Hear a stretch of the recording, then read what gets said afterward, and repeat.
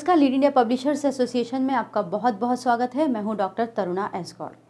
सतना जिले के अमरपाटन तहसील है, वहां के तहसीलदार और कार्यपालिक मजिस्ट्रेट ने एक आदेश जारी किया है।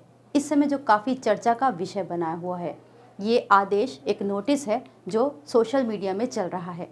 ये आदेश 18 दिसंबर 2021 का है। तो पहले आदेश पढ़कर बता देते हैं कि आखिर उसमें कहा क्या गया है। असामाजिक तत्वों के संबंध में शिकायतें प्राप्त हुई हैं कि ये फर्जी पत्रकार ऑब्लिक यूट्यूबर बनकर शासकीय अधिकारियों ऑब्लिक कर्मचारियों को ब्लैकमेल कर पैसे उगाने का काम कर रहे हैं। इस संबंध में समस्त विभाग प्रमुखों को एतद द्वारा सूचित किया जाता है कि यदि आपके कार्यालय या अधीनस्थ कर्मचारियों से कोई फर्जी पत्रकार ऑब्लिक यूट्यूबर ब्लैकमेलिंग करने की कोशिश करता है तो तत्काल इसकी सूचना संबंधित थाना के थाना प्रभारी के साथ साथ इस कार्यालय को भी अवगत कराना सुनिश्चित करें।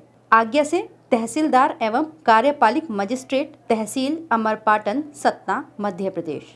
तो ये वो आदेश था जिसमें कि साफ साफ लिखा है फर्जी पत्रकार ऑब्लिक यूट्यूबर ये लोग ब्लैकमेलिंग कर रहे हैं और वो भी अधिकारियों के साथ। यहाँ पर ध्यान देने वाली बात यह है कि वो ब्लैकमेलर्स की बात कर रहे हैं, फर्जी पत्रकारों की बात कर रहे हैं। यानी कि पत्रकार के भेष में जब कोई ऐसा काम करेगा तो वो उसके लिए आदेश तो जारी होगा ही और उन पर कार्रवाई होनी भी चाहिए। आदेश में लिखा है कि फर्जी पत्रकार / यूट्यूबर जो ब्लैकमेलिंग कर रहे हैं। तो क्या अगर कोई रजिस्टर्ड मीडिया का पत्रकार होगा और वो इन अधिकारियों से ब्लैकमेलिंग करेगा या पैसा मांगेगा तो वो चलेगा क्या? तो यहाँ पर बात ये नहीं है कि ब्लैकमेलिंग कर कौन रहा है। चिंता की बात ये है कि ब्लैकमेलिंग या फिर पैसे की उगाही जो पत्रकारों के भेष में की जा रही है, ये चिंता की बात है। इस आदेश से एक बात और साफ हो रही है कि आजकल पत्रकार का भेष बनाना कितना आसान हो गया है, क्योंकि डिजिटल प्लेटफॉर्म है। कोई भी अपना यूट्यूब चैनल बनाता है और उसके बाद एक पत्रकार की तरह माइक और कैमरा लेकर निकल जाता है। लेकिन उन्हें ये देखना चाहिए कि जो प्रोफेशनली या फिर सच्ची पत्रकारिता कर रहे हैं उनके अंदाज अलग होते हैं, उनके सवाल अलग होते हैं। किसी भी फर्जी ब्लैकमेलर धोखेबाज की ये हिम्मत नहीं होगी कि किसी अधिकारी से गंभीर प्रश्न पूछे, चाहे वो किसी डिजिटल प्लेटफॉर्म का पत्रकार हो या फिर रीजनल मीडिया से जुड़े अखबार का पत्रकार हो।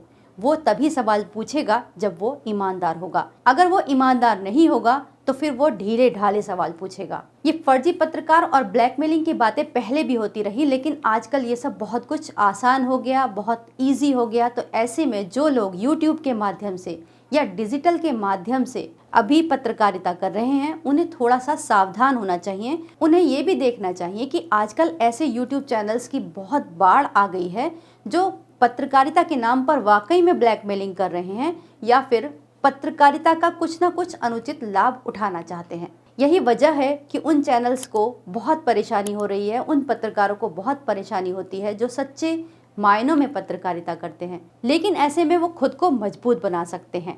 अगर पत्रकारिता कर ही रहे हैं तो सबसे पहले तो आपकी नॉलेज बहुत शार्प होनी चाहिए। पत्रकारिता से जुड़े और डिजिटल मीडिया से जुड़े हर नियम कायदे पर आपकी नज़र होनी चाहिए। अगर आपसे कोई सवाल पूछता है, आप कहाँ से रजिस्टर्ड हैं, आप कौन हैं, किस हैसियत से आप फील्ड में हैं, तो आपके पास जवाब होने चाहिए। MSME आजकल एक माध्यम है, लेकिन वो एक कंपनियों को रजिस्टर्ड करने का माध्यम है। तो आप बता सकते हैं कि हम MSME रजिस्टर्ड एक कंपनी है जो सूचनाएं दे सकती है।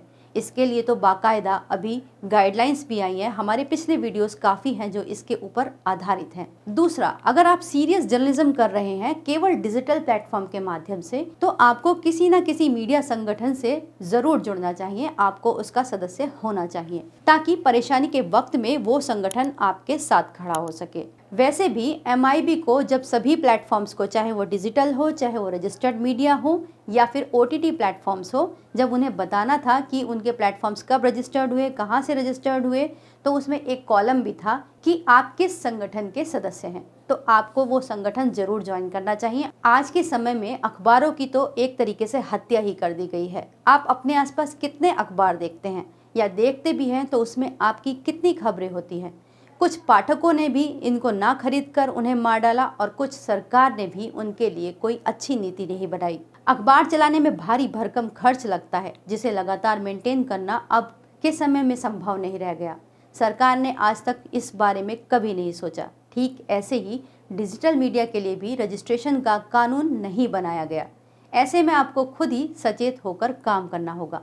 बाकी किसी सहायता की आवश्यकता हो तो आप हमारे हेल्पलाइन नंबर 9899744568 पर कॉल कर सकते हैं। वीडियो देखने के लिए बहुत बहुत धन्यवाद।